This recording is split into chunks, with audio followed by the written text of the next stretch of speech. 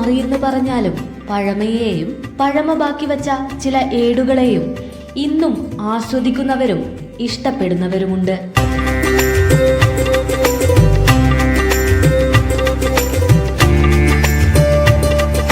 കോഴിക്കോട് ജില്ലയിലെ വടകരക്കടുത്തുള്ള ഈ പഴയ തറവാട് എത്ര പേർക്കറിയാം?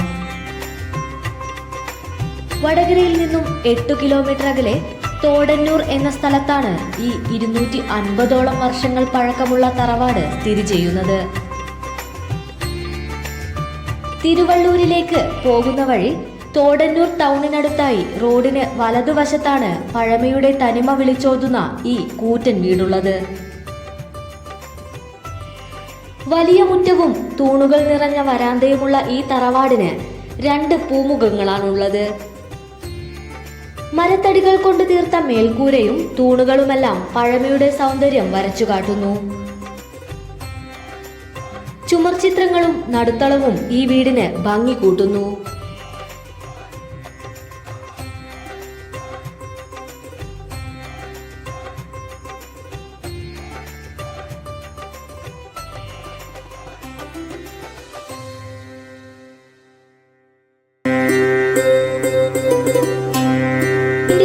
താമസക്കാരും തന്നെയില്ല.